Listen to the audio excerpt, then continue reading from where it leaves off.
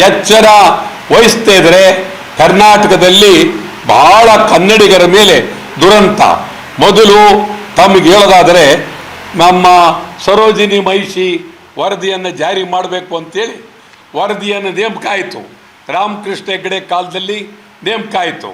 ಇವತ್ತು ಆ ವರದಿ ಮೂಲೆ ಗುಂಪಾಗಿದೆ. ಮತ್ತು ಮೊನ್ನೆ ಸರ್ಕಾರದವರು ಇದನ್ನು ಕನ್ನಡಿಗರಿಗೆ ಉದ್ಯೋಗ ನೀಡಬೇಕು ಅಂಥೇಳಿ ಮಸೂದೆಯನ್ನು ಮಂಡಿಸಬೇಕಾಗಿತ್ತು ಶಾಸನಸಭೆಯಲ್ಲಿ.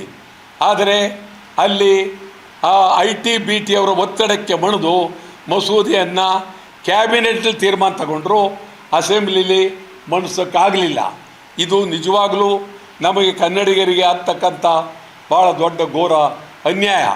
ಆ ದೃಷ್ಟಿಯಿಂದ ಮುಂದಿನ ದಿನಗಳಲ್ಲಿ ಇದು ಒಂದು ಕಾಯ್ದೆ ಆಗಬೇಕು. ಕನ್ನಡಿಗರಿಗೆ ಯಾರೇ ಕರ್ನಾಟಕದಲ್ಲಿ ಕಾರ್ಖಾನೆಗಳಾಗಲಿ ಸಂಸ್ಥೆಗಳಾಗಲಿ ಏನೇ ಮಾಡಿದ್ರು ಕನ್ನಡಿಗರಿಗೆ ಇಷ್ಟು ಜನಕ್ಕೆ ಕೊಡಲೇಬೇಕು ಅಂತ. ನಿಮಗೆ ಹೇಳೋದಾದರೆ ಬಳ್ಳಾರಿಯಲ್ಲಿ ಆ ಜಿಂಡಾಲ್ ಕಂಪ್ನಿಯವರಿಗೆ 11,000 ಎಕರೆ, ಒಂದಲ್ಲ ಎರಡಲ್ಲ 11,000 ಎಕರೆ, ಮೊದಲು 6,000 ಕೊಟ್ಟಿದ್ದರು.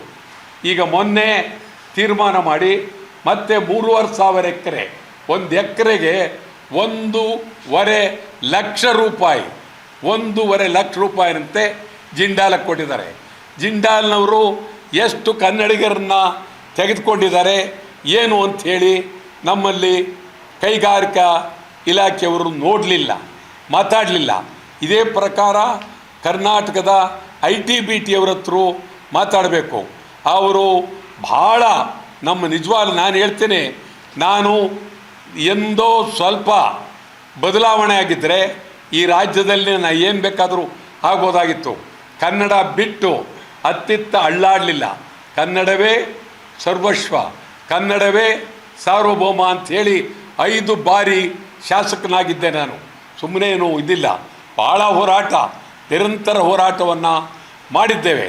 ಆ ದೃಷ್ಟಿಯಿಂದ ಇವತ್ತು ತಾವು ಅತ್ಯಂತ ಗಂಭೀರವಾಗಿ ಚಿಂತನೆ ಮಾಡಬೇಕು. ಇದನ್ನು ಮೀಡಿಯಾದವರು ಒಂದು ಕಾಸರಗೋಡು ಮತ್ತು ಪರಭಾಷೆಯವರ ರಾಜ್ಯ ಆಗುವುದನ್ನು ನಾವು ಕನಿಷ್ಠ ಅವರು ಇಲ್ಲಿ ಬಂದು ಕನ್ನಡನೂ ಕಲಿಯೋದಿಲ್ಲ, ಕನ್ನಡನಾರು ಕಲಿಯೋದಿಲ್ಲ, ಕನ್ನಡನೂ ಕಲಿಯೋದಿಲ್ಲ. ಅವ್ರ ಭಾಷೆಯಲ್ಲಿ ನಾವು ಮಾತಾಡಬೇಕಾಗಿದೆ. ಆ ಪರಿಸ್ಥಿತಿ ನಿರ್ಮಾಣ ಆಗಿದೆ. ಆ ದೃಷ್ಟಿಯಿಂದ ಇದು ಭಾಳ ಗಂಭೀರವಾದಂಥ ವಿಚಾರ.